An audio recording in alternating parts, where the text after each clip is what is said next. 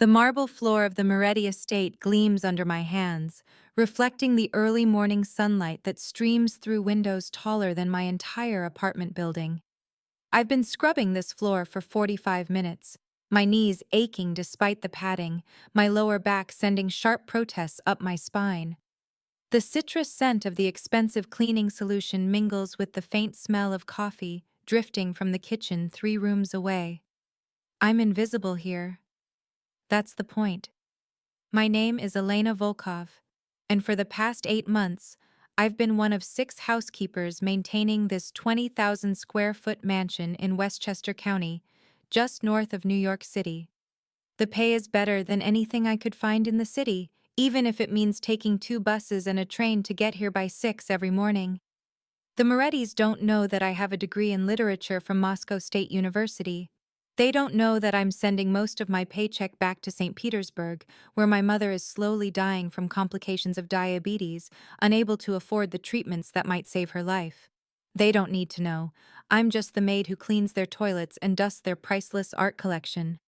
Mrs. Moretti, Vanessa, sweeps past me without a glance, her silk robe trailing behind her like a queen's train, her blonde hair perfectly styled even at 7 in the morning.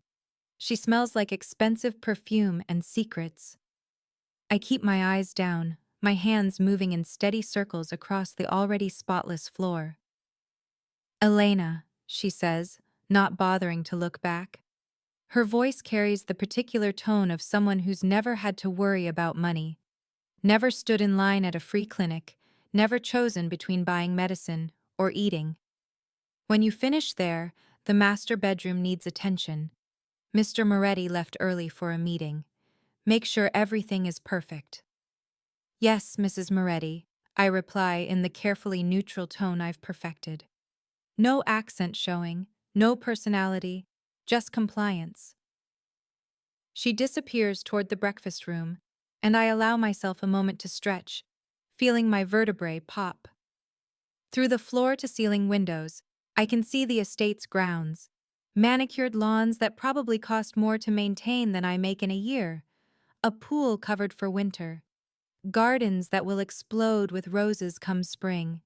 If you're enjoying this story so far, don't forget to hit the like button and subscribe. Drop a comment telling me where in the world you're watching from. I love hearing from you. I gather my cleaning supplies and head upstairs, my footsteps silent on the thick carpet runner. The mansion is a study in controlled opulence. Everything is expensive, but nothing is gaudy. Whoever decorated this place understood that real wealth whispers rather than shouts. The master bedroom occupies the entire east wing of the second floor. I've cleaned it dozens of times, always marveling at the space. A California king bed with sheets that probably cost more than my monthly rent. A sitting area with a fireplace. His and hers closets the size of studio apartments. A bathroom with heated marble floors. And a shower that could fit 6 people. I start with the bathroom, as always. Mrs. Moretti's vanity is cluttered with cosmetics and skincare products, most of them barely used before she moves on to the next expensive brand. Mr. Moretti's side is stark by comparison, his razor, his cologne, his toothbrush arranged with military precision. I've seen Alessandro Moretti exactly 7 times in 8 months. Each time the encounter was brief. Him striding through the house in an impeccable suit, phone pressed to his ear, speaking in rapid Italian that I understand but pretend not to. He's younger than I expected when I first started here, 38, according to the gossip among the other staff. Tall, with dark hair graying at the temples, sharp features, and eyes that seem to calculate the worth of everything they see. The other housekeepers whisper about him, about the men in dark suits who sometimes visit late at night, about the cars with tinted windows that line the driveway during those visits, about how he owns half the construction companies in the tri-state area, plus restaurants, shipping companies, waste management firms. I don't need them to spell it out. I grew up in Russia. I know what organized crime looks like when it wears an expensive suit and a legitimate business as camouflage. I move into the bedroom itself, stripping the sheets that probably weren't slept in. Mrs. Moretti has her own room on the west wing where she actually sleeps most nights. The marriage is a facade, and not even a particularly convincing one. I've seen the way they interact during the rare times they're both home. Polite, distant, like business partners rather than spouses. As I'm pulling fresh sheets from the linen closet, something catches my eye. The closet door to Mrs. Moretti's dressing room is slightly ajar, and there's a red light blinking inside. I freeze, my hands still gripping the Egyptian cotton sheets. I should ignore it. Whatever it is, it's none of my business. I'm here to clean, not to notice things. But the light keeps blinking, insistent, and curiosity, that dangerous impulse that my mother always warned me about, wins out. I set down the sheets and move closer. The dressing room is enormous, lined with designer clothes still bearing their tags. In the corner, partially hidden behind a rack of evening gowns, sits a small black camera on a tripod, its record light glowing red. My heart begins to pound. The camera is angled toward the door, positioned to capture anyone entering or leaving. And based on the direction it's facing, it's also pointed directly at Mrs. Moretti's chaise lounge by the window. I back away slowly, my mind racing. Hidden camera. In the dressing room. Recording. This is very, very bad. I should leave. I should pretend I never saw it. I should focus on my job, collect my paycheck, send money to my mother, and stay invisible. But I can't stop thinking about the camera, about what it might mean, about what it might have recorded. I finish making the bed with mechanical efficiency, my thoughts churning. Then I move to dust the nightstands, the dresser, the windowsills. As I work, I notice other details I've overlooked before, the faint smell of cologne that isn't Mr. Moretti's expensive Italian brand.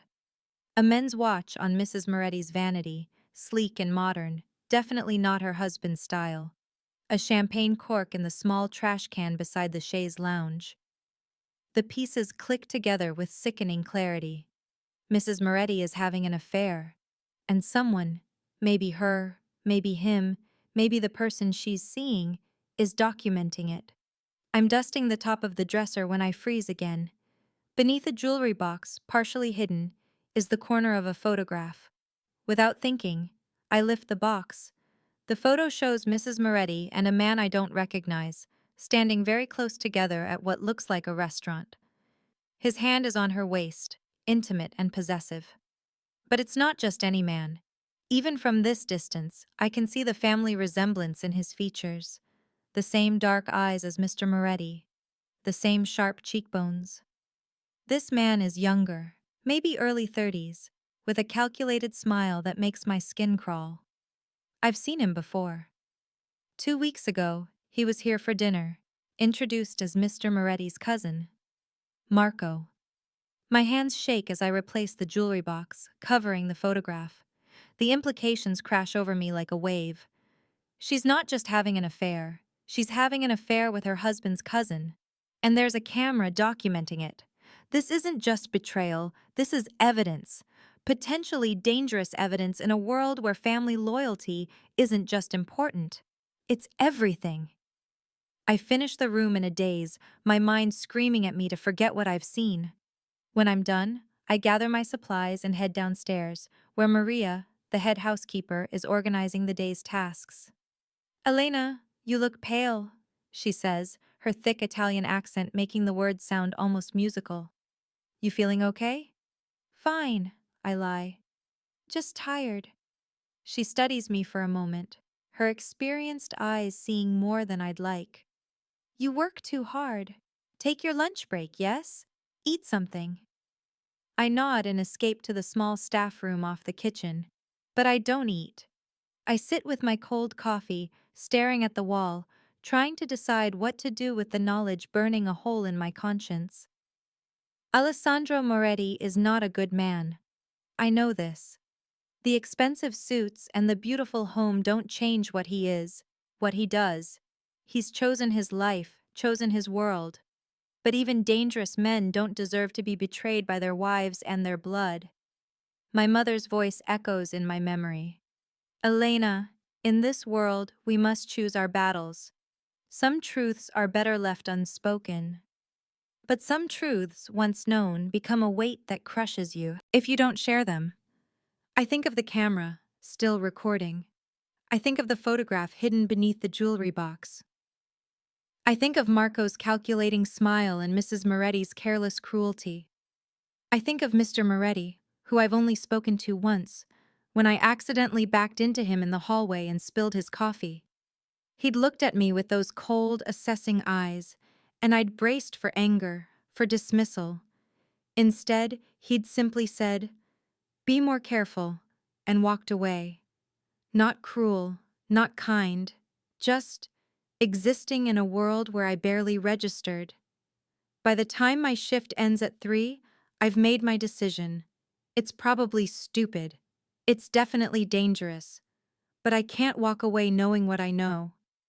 I wait until the other staff members have left, claiming I want to finish organizing the supply closet. Maria gives me an approving nod.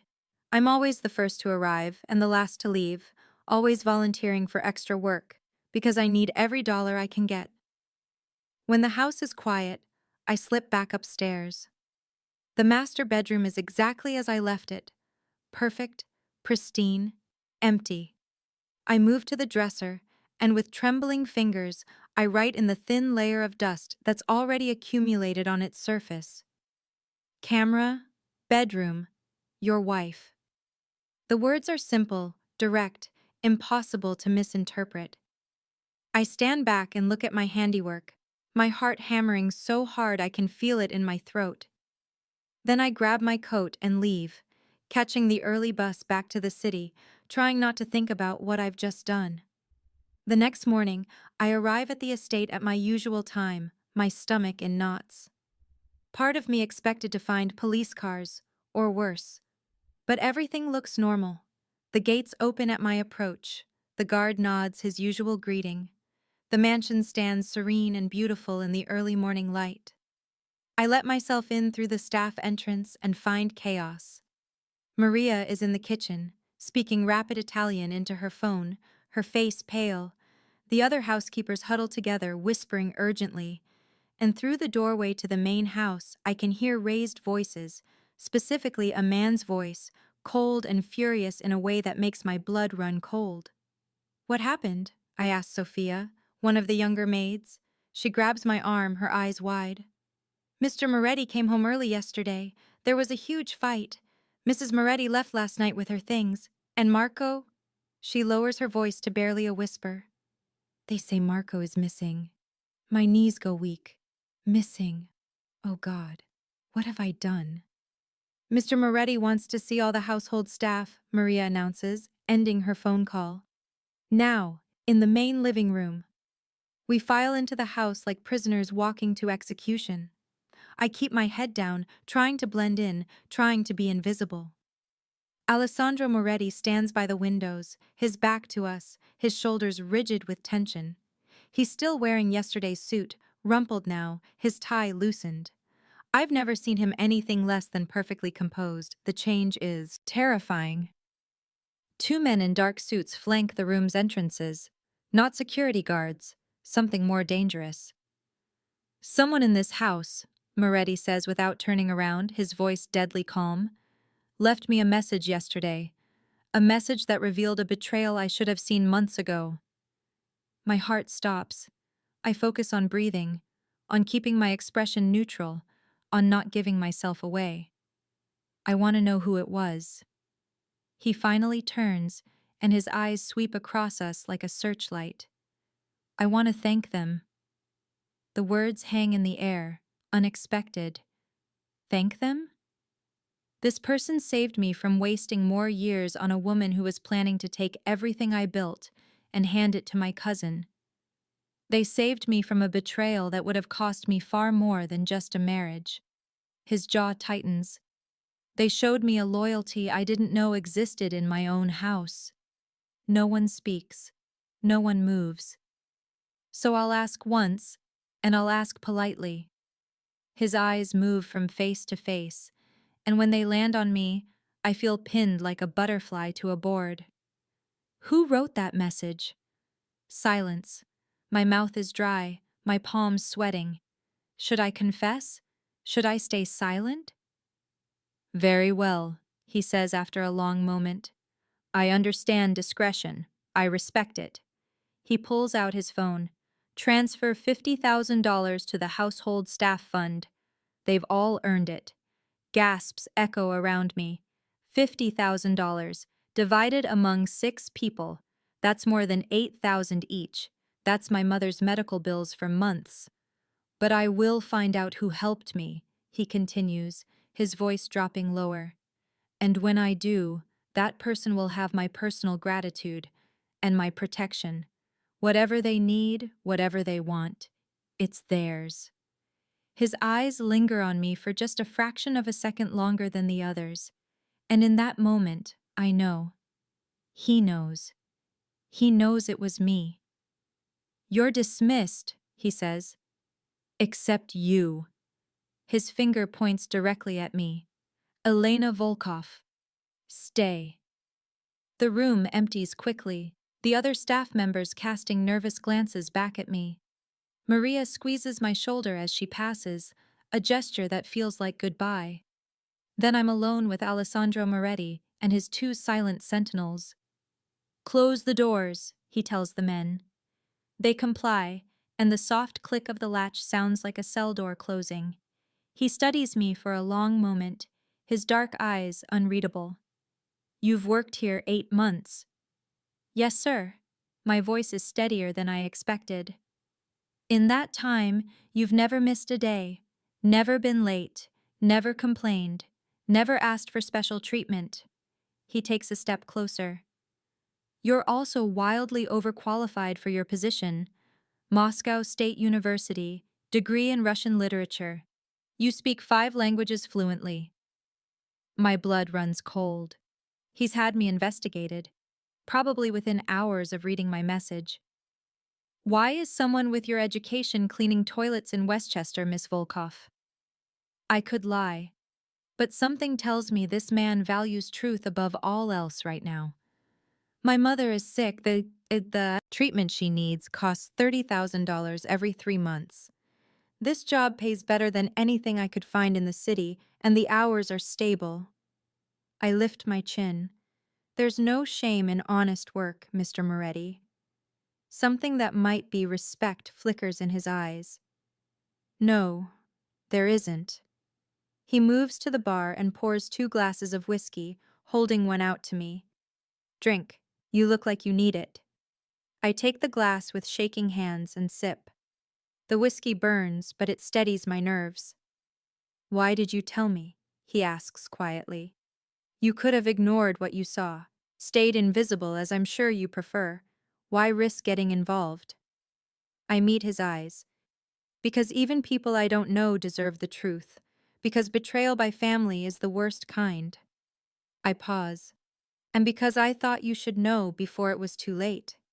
He nods slowly, processing my words. Before it was too late, he repeats. You have no idea how right you were. He downs his whiskey in one swallow. My cousin and my wife were planning to use that video to blackmail me. They were going to threaten to send it to my business partners, to the media, to destroy my reputation and force me to sign over control of my companies. Horror washes over me. I hadn't realized the scope of what I'd uncovered. Your message gave me time to act first, he continues. Marco is no longer a problem. Vanessa signed divorce papers last night and left the state. The video has been destroyed. His eyes bore into mine. You saved me, Miss Volkov. You saved my daughter from growing up watching her parents destroy each other in court. You saved my empire. I didn't know he had a daughter. The knowledge makes my chest tighten. I don't want your gratitude, I say quietly. I just want to keep my job. You misunderstand. He sets down his glass and moves closer, close enough that I can smell his cologne, see the fine lines around his eyes from years of strategic thinking and controlled violence. You don't work here anymore, not as a maid. My heart plummets. I'm being fired. Of course I am. I got too involved, saw too much. As of today, you work directly for me, he continues. I need someone I can trust, someone loyal, someone smart enough to see what others miss and brave enough to act on it. His voice drops lower. I need someone like you, Elena. Name your price. I stare at him, unable to process what he's saying. Mr. Moretti, I don't understand. I'm not qualified to. You're more qualified than half the people on my payroll. They have degrees and connections, but they don't have your instinct, your integrity. He pulls out a business card and a pen, writing something on the back. This is my private number. Think about my offer.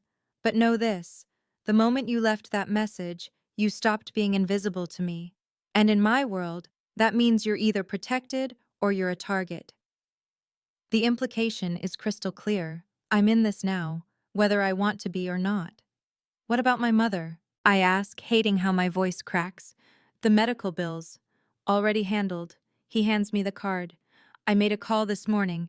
The clinic in Saint Petersburg will receive a donation covering her treatment for the next 2 years. Anonymously, of course. Tears sting my eyes. 2 years. My mother could have 2 more years of life. Why? I whisper.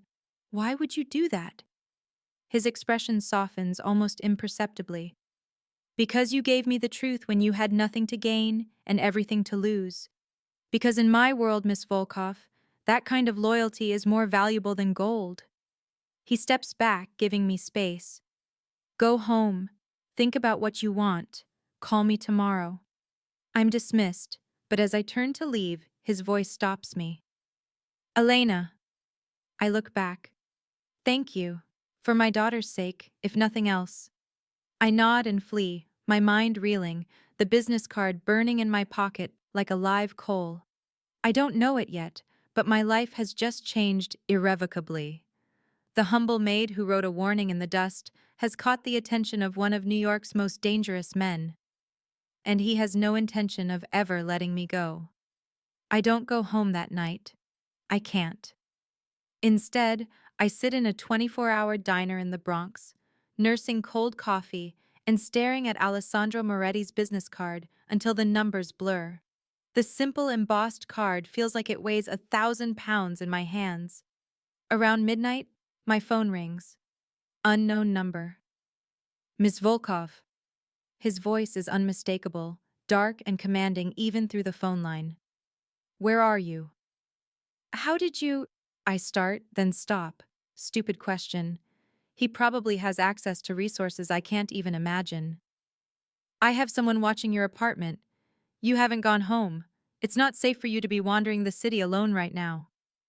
There's something in his voice that sounds almost like concern. Marco had friends, people who will ask questions about his disappearance, people who might learn that someone in my household gave me information. The coffee turns to acid in my stomach. I hadn't thought about that. Of course there would be consequences beyond the immediate situation. I'm at a diner, I say quietly. On Fordham Road. I know. Stay there. Someone's coming to get you. Mr. Moretti, I don't need... Yes, you do. His voice is firm, but not unkind. You became my responsibility the moment you chose to help me. Let me fulfill that responsibility, Elena, please. The please undoes me. This man who commands an empire is asking, not ordering. Okay, I whisper. 20 minutes later, a black SUV pulls up outside the diner. The man who emerges is built like a mountain, with a shaved head and a face that's seen its share of violence. But when he opens the door, his voice is surprisingly gentle. Miss Volkov, I'm Victor. Mr. Moretti sent me to bring you somewhere safe. I gather my things and follow him to the SUV, hyper-aware of the handgun visible in a shoulder holster beneath his jacket. This is really happening. I'm really getting into a car with an armed man who works for the mob. We drive for nearly an hour, leaving the city behind and heading north into Westchester, but not toward the Moretti estate. Instead, we turn onto a private road that winds through dense woods, eventually opening onto a compound that makes the main estate look modest by comparison. High stone walls, security cameras, a guardhouse. And beyond, a sprawling modern house of glass and steel that seems to float among the trees. "What is this place?" I ask as we pass through the gates. "Mr. Moretti's private residence," Victor replies. "The estate is for show. This is where he actually lives, with his daughter." My heart rate kicks up. His daughter, the one I saved from watching her parents' marriage implode in court. The house is beautiful in a stark, minimalist way. All clean lines and open spaces, with floor-to-ceiling windows that would be terrifying without the obvious security measures. Victor leads me inside, where Alessandro Moretti waits in a living room that looks like something from an architecture magazine. He's changed into dark slacks and a black sweater, his hair slightly damp, as if he just showered. He looks younger like this, less formal, more human. "Thank you, Victor," he says, dismissing his man with a nod. Then to me, "You must be exhausted. I've had a room prepared for you." "Mr. Moretti, this is too much. I can go to a hotel." "And have Marco's associates track you down? Threaten you to find out what you know?" He shakes his head. "No, you're staying here until the situation is resolved." "How long will that take?" His expression darkens. "These things take time. Days. Maybe weeks. Weeks. I'll be living in this house, with this man, for weeks." "What about my job? My apartment?" "The other housekeepers have been told you're taking an extended leave for a family emergency. Your rent is paid through the end of the year." At my sharp look, he has the grace to look slightly abashed. "I took the liberty. Consider it part of your severance from the housekeeping position." I should be angry at his presumption. Instead, I just feel tired, overwhelmed. Like I've been caught in a riptide and I'm no longer sure which way is up. "Come," he says, his voice softening. "Let me show you where you'll be staying." He leads me through the house, pointing out the kitchen, the library, the gym. Everything is beautiful and impersonal, like a very expensive hotel. Until we reach a corridor on the second floor where the walls suddenly burst with color. Children's artwork covers every available surface: crayon drawings, watercolors, finger paintings. A riot of creativity that clashes beautifully with the home's minimalist aesthetic. "My daughter's gallery," Alessandro says, and for the first time, I hear genuine warmth in his voice. "Isabella. She's 7. She insists that her art be displayed where everyone can see it, so—" He gestures at the walls with something that might be pride. "They're beautiful," I say, meaning it. The drawings have the unself-conscious joy that only children can capture. "She's asleep now. You'll meet her in the morning." He opens a door at the end of the hall. "This is your room, bathroom through there. The closet has basic necessities, but we can get you anything else you need." The room is lovely, a queen bed with soft gray linens, a reading nook by the window, artwork that actually has personality, unlike the sterile pieces in the rest of the house. Someone put thought into this space. "There's a lock on the door," Alessandro says, reading my mind. "You can use it if it makes you feel safer, but I promise you, Elena, you're safe here. No one enters this house without my permission." I believe him, which is strange because I barely know this man. "Thank you," I say quietly. He nods and turns to leave, then pauses at the door. "For what it's worth, I'm sorry. You did the right thing, and it put you in danger." "That's not fair." "Life rarely is," I reply. Something that might be a smile touches his lips. "No, it rarely is. Good night, Elena."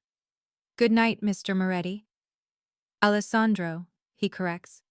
"If you're going to be living in my house, we should at least be on a first-name basis." Then he's gone, closing the door softly behind him. I lock it anyway.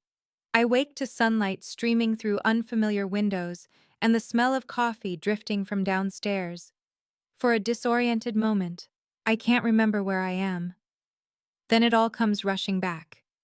The message in the dust, the confrontation, the offer, the danger.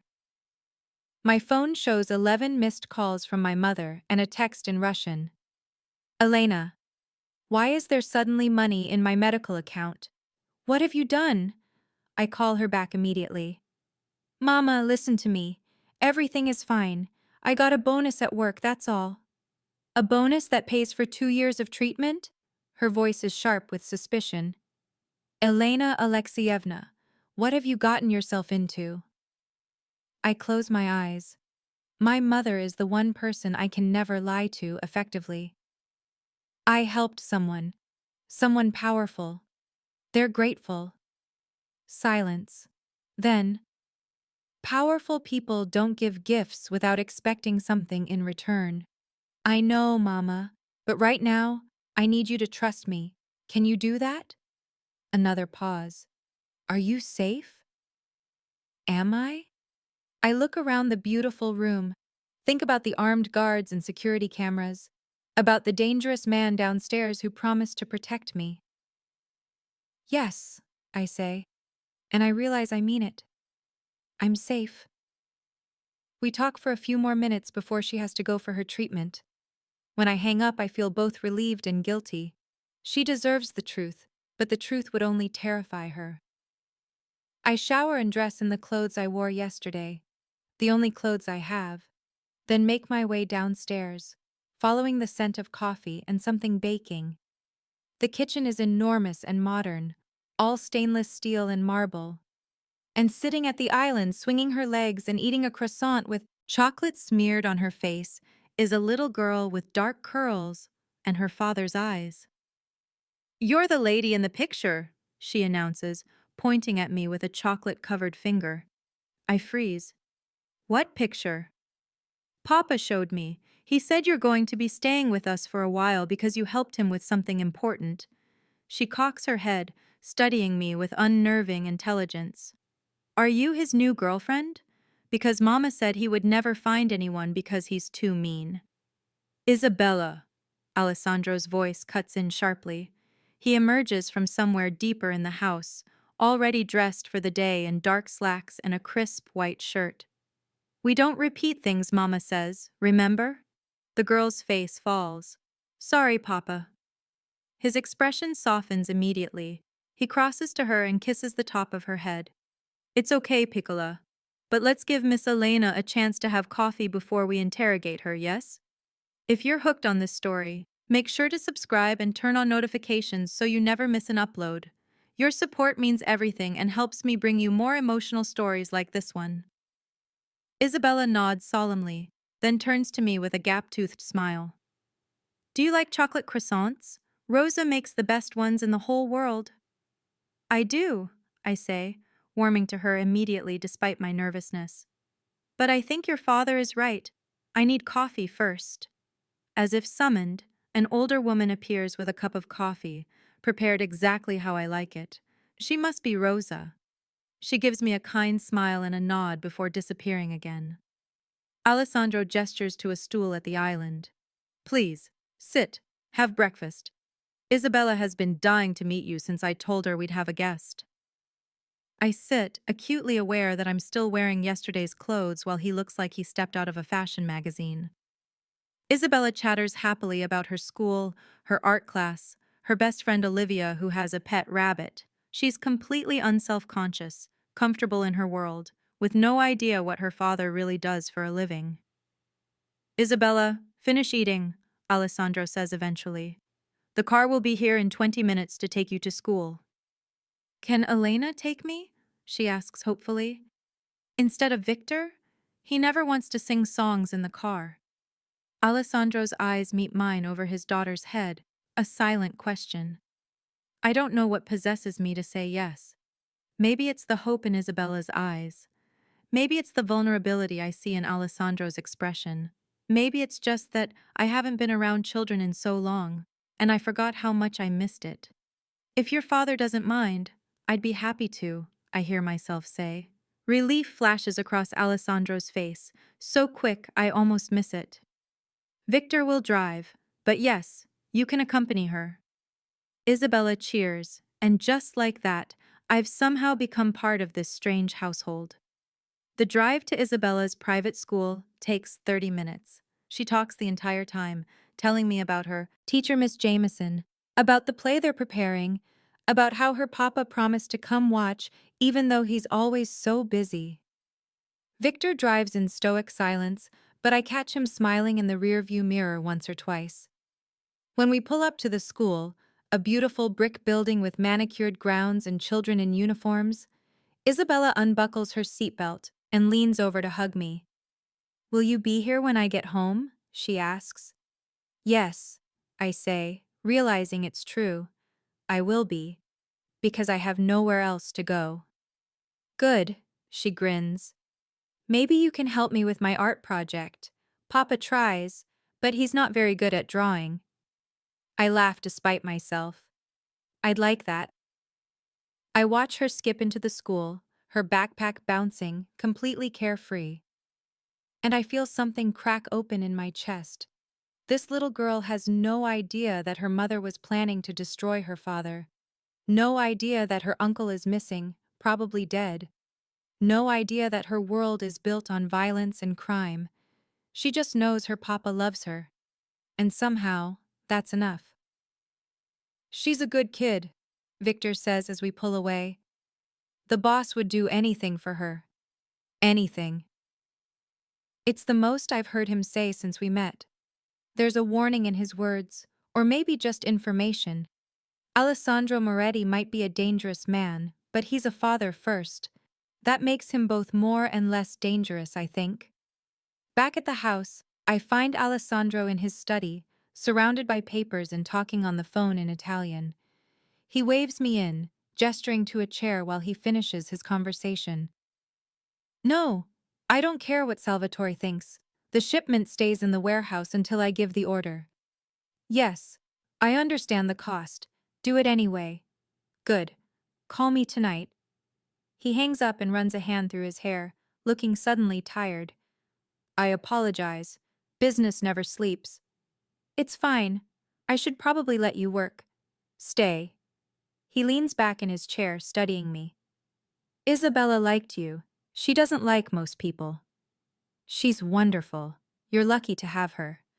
Something painful flashes across his face. "Yes, though I sometimes wonder if she's lucky to have me." At my confused look, he continues, "My daughter deserves a normal life, a father who helps with homework and coaches soccer, not one who has to surround her with bodyguards." "She seems happy," I offer. "For now. But she's getting older. Soon she'll start asking questions I can't answer honestly." He meets my eyes. "How do you tell your child that the empire you built for her is paid for in blood?" The rawness of the question stuns me. This isn't the controlled, commanding man from yesterday. This is someone carrying a weight I can't fully comprehend. "You tell her the truth," I say quietly. "When she's old enough to understand. You tell her that you did what you thought was necessary, that you protected her and loved her, and that you tried to build something that would last beyond you." He's quiet for a long moment. "You sound like you speak from experience." "My father was a police officer in Moscow, an honest one, which meant he made enemies." The memory still hurts after all these years. He died when I was 12, shot during what was officially called a robbery, but everyone knew it was an execution. For years I was angry at him, for being too honest, for not taking the bribes everyone else took, for choosing his principles over his family's safety.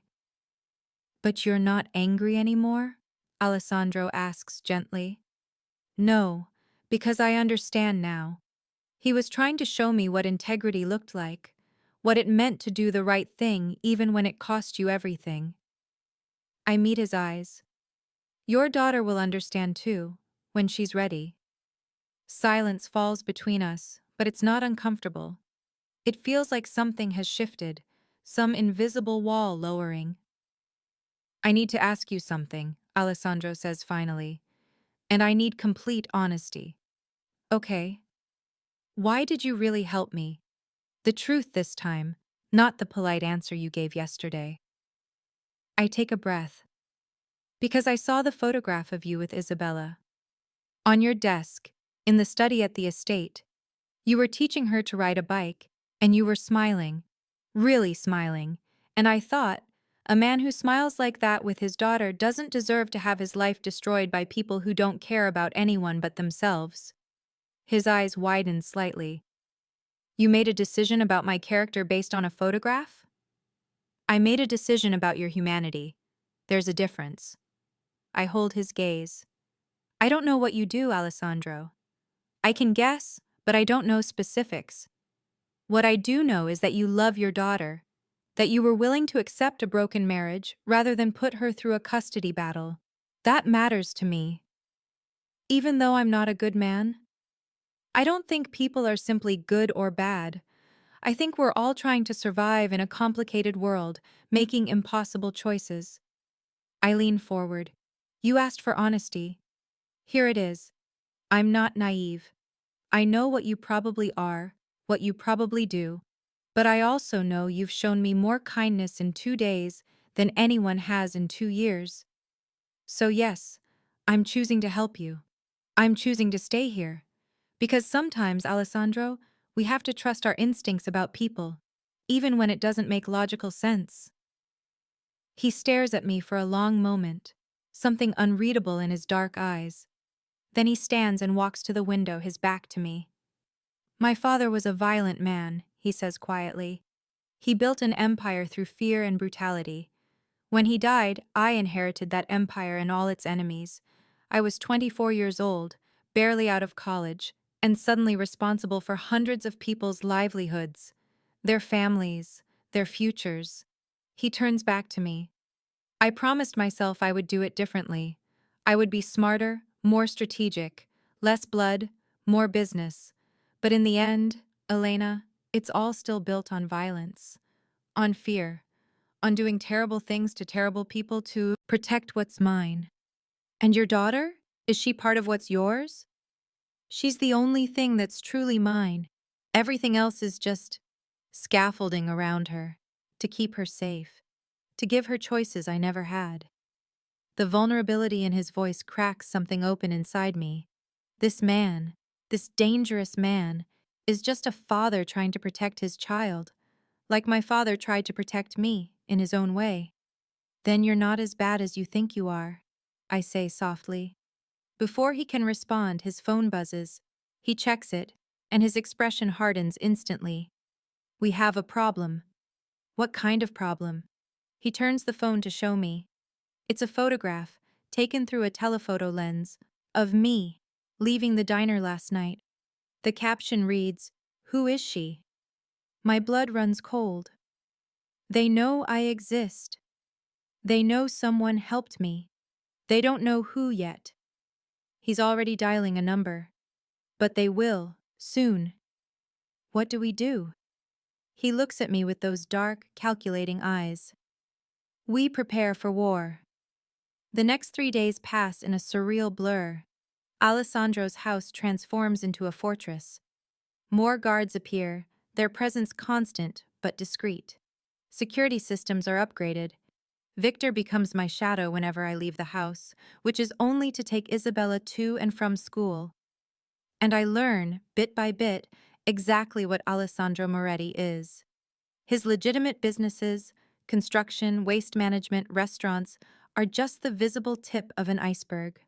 Beneath the surface lies an intricate network of illegal operations.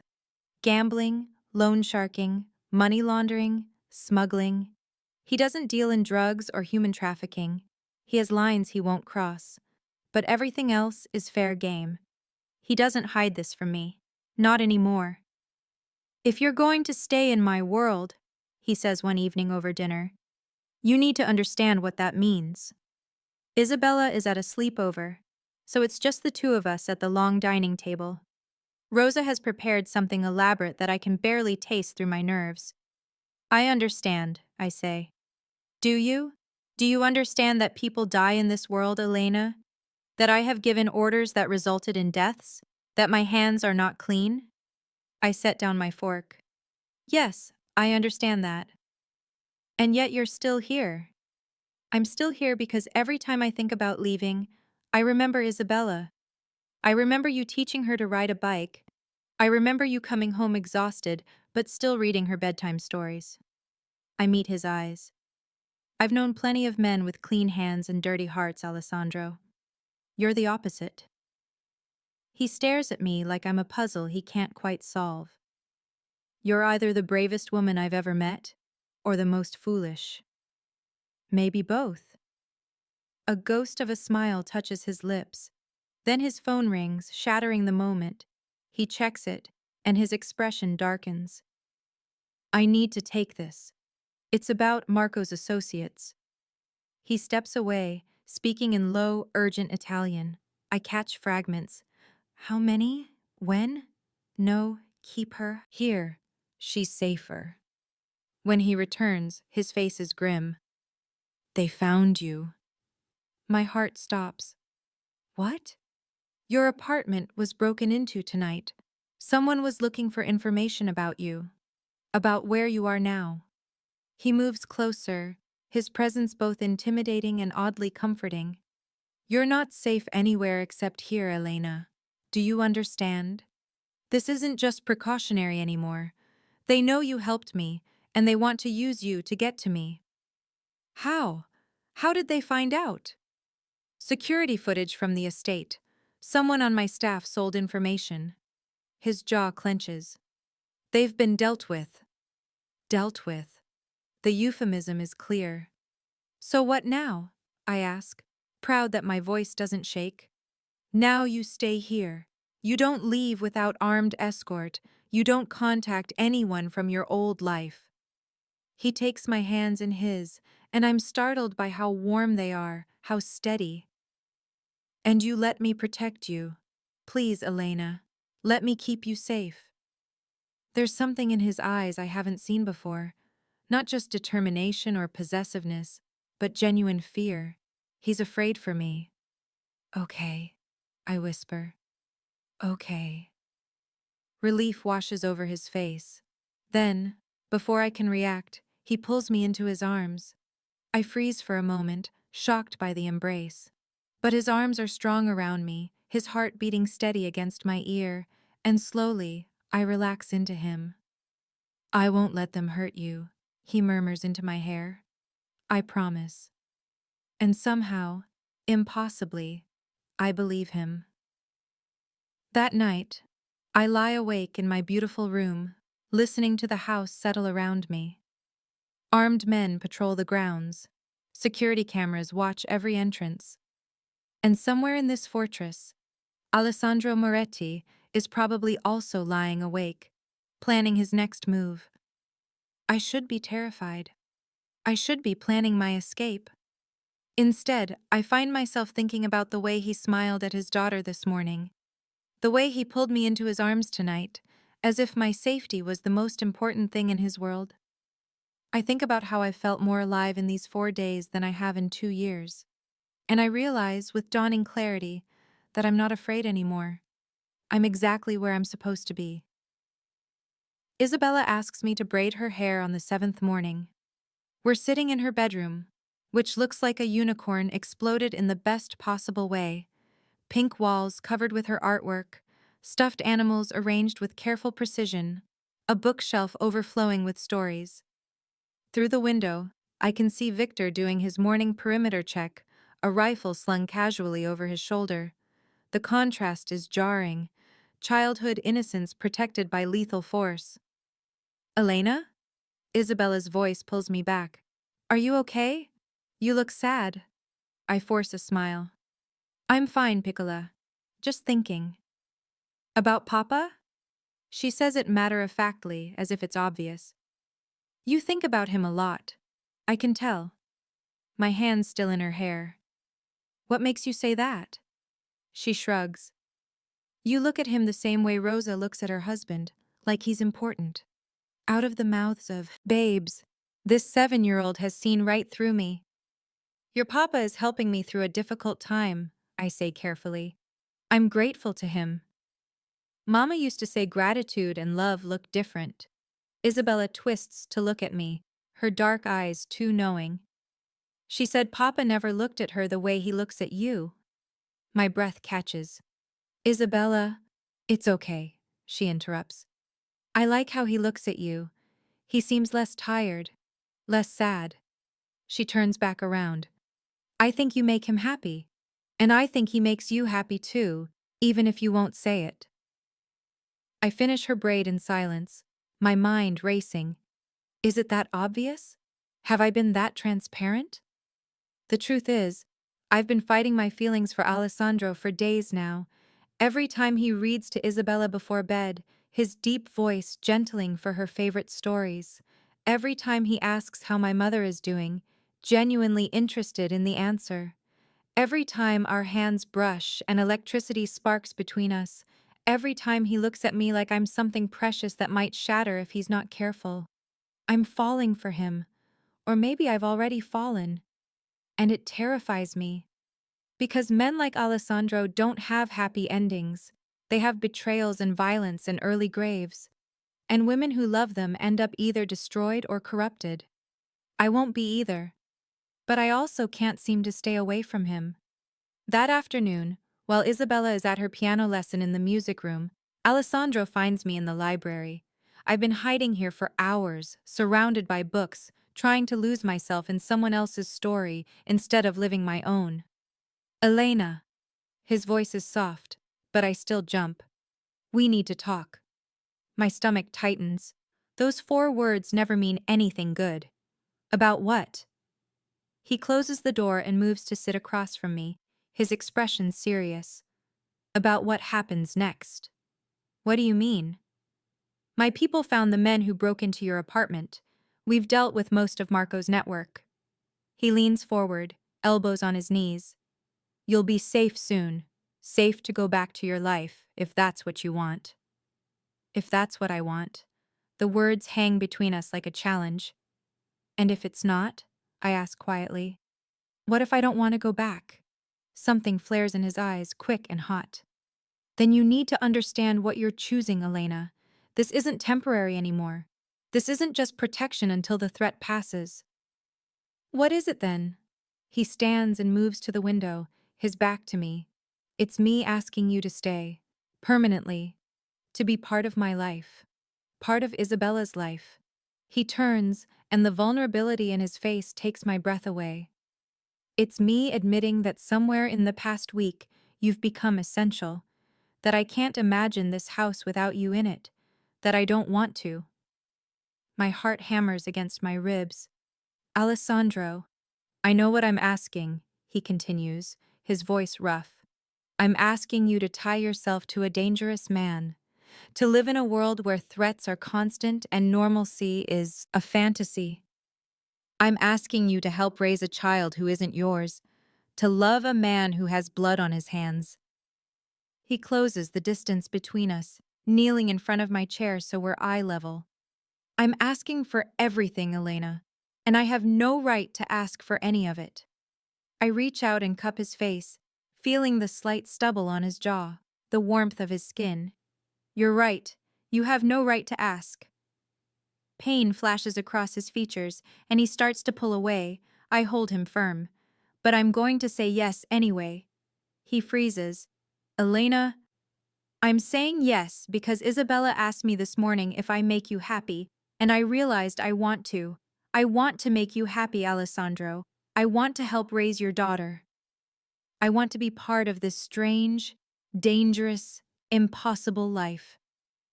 I lean forward until our foreheads touch. I'm saying yes because somehow, in 1 week, you've given me more purpose than I've had in 2 years. Because when I think about leaving, about going back to my empty apartment and my lonely life, I can't breathe. You don't know what you're saying, he whispers, but his hands come up to cover mine, holding them against his face. You don't understand. I understand enough. I understand that you're not just the sum of your worst actions. I understand that you love your daughter more than life itself. I understand that you've shown me kindness and protection when you had no obligation to. I pull back to look into his eyes. And I understand that I'm falling in love with you, Alessandro Moretti, and that terrifies me more than any threat from your enemies ever could." For a moment, he just stares at me, his dark eyes searching mine. Then he surges forward and kisses me. It's not gentle, it's desperate and possessive, and full of weeks of suppressed longing. His hands slide into my hair, angling my head to deepen the kiss. I grip his shoulders, pulling him closer, tasting coffee and something uniquely him. When we finally break apart, both breathing hard, he rests his forehead against mine again. "I love you," he says simply. "I don't know when it happened. Maybe when you first walked into my office, terrified but defiant. Maybe when you wrote that message in the dust. Maybe when Isabella hugged you that first morning." He cups my face in his hands. "But I love you, Elena. Completely. Irrevocably." "Then we're both fools," I whisper. "The best kind," he agrees, and kisses me again. We don't tell Isabella that night. We want to wait, to be sure, to find the right moment. But children see everything. At dinner, she looks between us with barely contained glee. "You're happy," she announces. "Both of you. Did something good happen?" Alessandro and I exchange glances. He reaches across the table and takes my hand, his thumb brushing over my knuckles. "Something very good happened, Piccola," he says. "Elena has agreed to stay with us, for a long time." "Forever?" Isabella asks hopefully. "If she'll have us," Alessandro replies, his eyes on mine. "Forever." Isabella cheers and launches herself at me, wrapping her small arms around my neck. "You're going to be my new mama!" I freeze, looking at Alessandro in panic. This is too fast, too much. But he just smiles. "If Elena wants to be, someday, when she's ready." I hold Isabella close, breathing in her little girl scent of strawberry shampoo and crayons, and feel something click into place in my chest. A family. Against all odds, against all logic, I found a family. "Someday," I agree softly, "when I'm ready." But the world doesn't pause for happiness. 3 days later, everything falls apart. I'm in the kitchen with Rosa, learning to make Isabella's favorite cookies, when Victor bursts through the door, gun drawn. "Where's the boss?" he demands. "His office. What's wrong? Get to the safe room, now." He's already speaking into his radio. "Code red. I repeat, code red." My blood runs cold. Code red. It's the alarm we've drilled for, the one that means imminent threat. "Isabella's at school," I start. "Already extracted. The car's bringing her here." He grabs my arm. "Move, now." Rosa and I run for the safe room, a reinforced panic room hidden behind a false wall in Alessandro's study. He's already there, surrounded by monitors showing various camera feeds, a phone pressed to his ear. "How many?" he's asking. "And they're sure it's him? Fuck." He sees me, and relief flashes across his face before being replaced by cold calculation. "Elena, get in the safe room with Rosa. Isabella will be here in 5 minutes. You stay with her no matter what happens." "What's going on?" I demand. "Alessandro, tell me." "Luca Bianchi," he says grimly. "Marco's business partner. He survived the purge and he's coming for revenge, with about 20 men. 20. Against the 10 or so guards on the property. You need to call for backup," I start. "They're on the way, but they won't get here in time." He pulls me close, kissing me hard and fast. "Stay in the safe room. Keep Isabella safe. That's all I need from you, Elena. Please." I nod, because what else can I do? The next 15 minutes are the longest of my life. Rosa, Isabella, and I huddle in the safe room, watching the monitors as Alessandro's world erupts in violence. The cameras show men in tactical gear breaching the perimeter, exchanging gunfire with the guards. I see Victor go down, then get back up, blood streaming from his shoulder. I see Alessandro, calm and lethal, coordinating the defense with military precision. Isabella clings to me, crying. "Is Papa going to be okay?" Yes, I tell her, praying I'm not lying. Your papa is very strong. He'll be fine. But on the monitors, I watch the attackers get closer. They're well trained, well armed, and they're overwhelming Alessandro's defenses through sheer numbers. Then I see it. 3 men breaking away from the main assault, heading around the back of the house, toward the servants' entrance, toward the path that leads directly to the study. To us. Alessandro doesn't see them. He's focused on the main assault. And they're going to flank him, catch him by surprise. I make a decision. Rosa, I say quietly, lock the door behind me. Don't open it for anyone except Alessandro or Victor. Understand? Her eyes widen. Señorita, no. Keep Isabella safe. That's an order. I kiss the little girl's head. Be brave, Piccola. I'll be right back. Before Rosa can stop me, I slip out of the safe room. Behind me, I hear the lock engage. The study is chaos, papers everywhere, phones ringing, the staccato sound of gunfire from outside. I run to Alessandro's desk, yanking open the drawer where I know he keeps a backup weapon. The gun is heavy and cold in my hands. I've never fired a gun in my life. But my father taught me the theory before he died.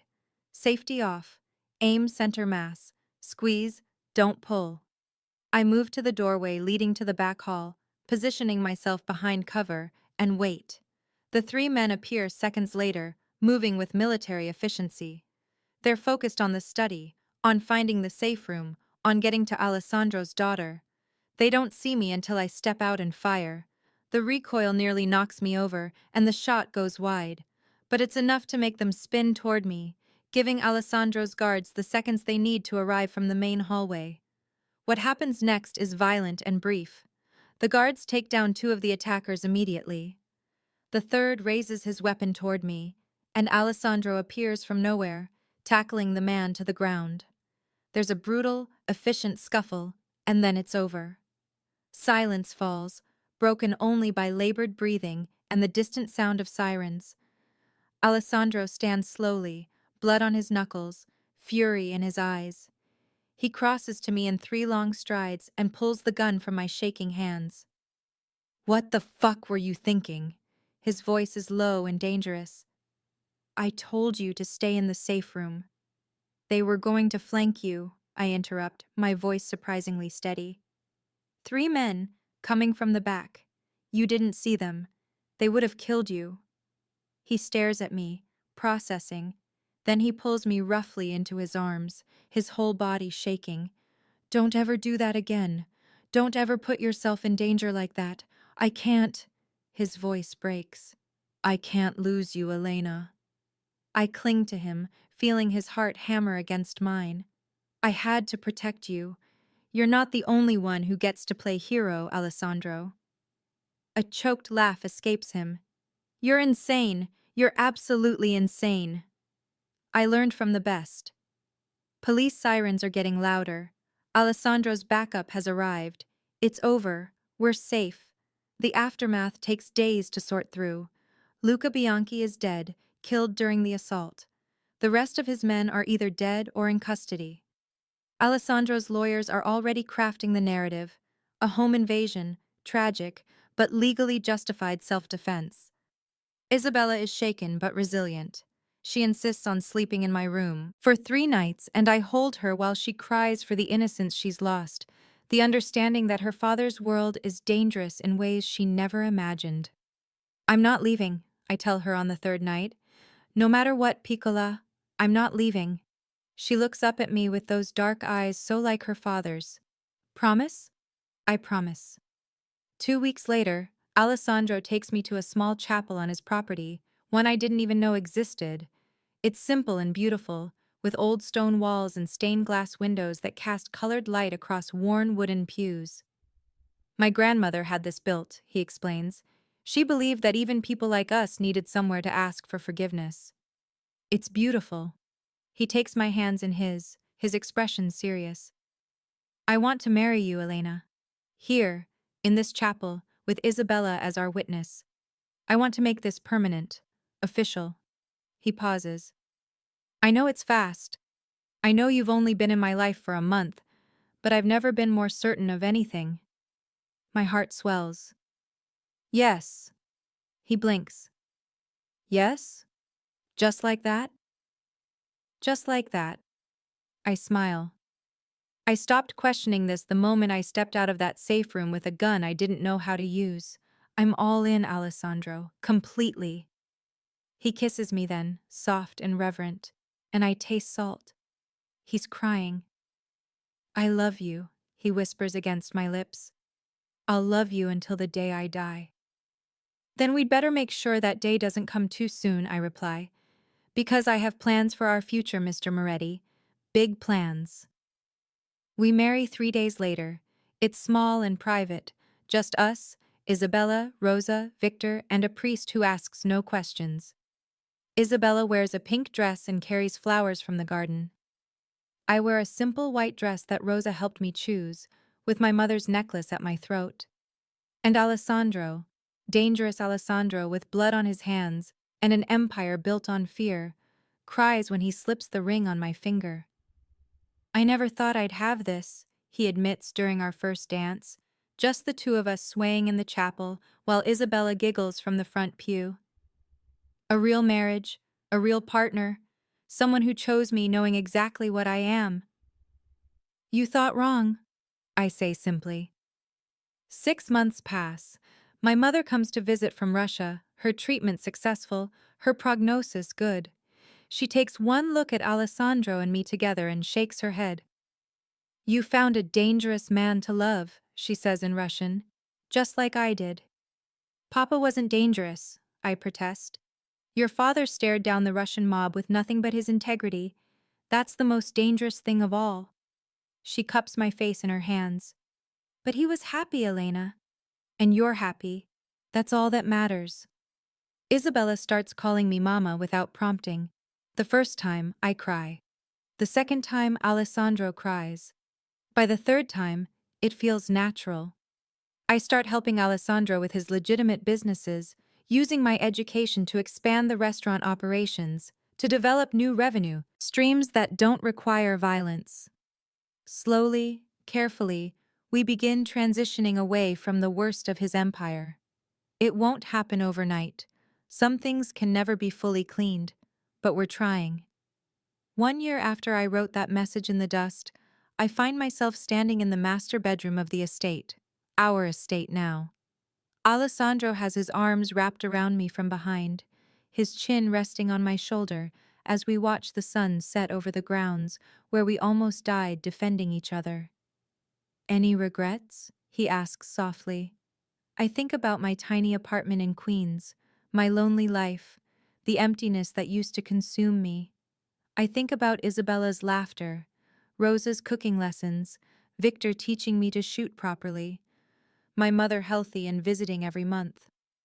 I think about Alessandro, dangerous and devoted, who looks at me every morning like I'm a miracle he doesn't quite believe in. Not a single one, I say. He turns me in his arms and kisses me, slow and deep and full of promise. Good, he murmurs, because I'm never letting you go. That was always the plan, I reply. Outside, the sun dips below the horizon, painting the sky in shades of gold and crimson. Inside, in this house built on secrets and violence, we've somehow created something pure, a family, a future, a love that survived the collision of two worlds and emerged stronger for it. I wrote a warning in the dust, and it changed everything. I have no regrets, not a single one. Mama, Mama, come look! Isabella's voice carries from the garden, excited and urgent. I set down the paperwork I've been reviewing. Legitimate business contracts, nothing more dangerous than standard legal jargon, and walk to the window. She's 9 now, taller, with braces and opinions about everything. But she still loves art, still covers our walls with her creations, still lights up when her papa comes home. In the garden, she's holding something small and wiggling. A puppy, I realize. Alessandro stands beside her, looking sheepish. You said we could get a dog when I turn 9, Isabella calls up to me. I turn 9, And Papa said yes. I shake my head, smiling. Alessandro has never been able to deny his daughter anything. Victor, healed and still fiercely loyal, stands nearby with his own daughter, a 3-year-old named Maria, who adores Isabella. Rosa is teaching her grandson to garden. My mother sits on the terrace, knitting. This is my life now. This beautiful, complicated, sometimes dangerous, but always full life. Alessandro looks up at the window and catches my eye. Even from this distance, I can see the love in his expression, the contentment. We made it. Against all odds, against all logic, we built something that lasted. I head downstairs to meet my family, to welcome the new puppy, to live this life I never imagined I'd have. And as Isabella throws her arms around me, the puppy squirming between us, Alessandro's hand warm at my back, I remember that moment in the master bedroom when I made a choice, when I wrote 3 words in the dust and changed everything. Best decision I ever made. Thank you so much for watching until the end. If you loved this story, check out the other videos on your screen now. I think you'll really enjoy them. And don't forget to subscribe if you haven't already. See you in the next story.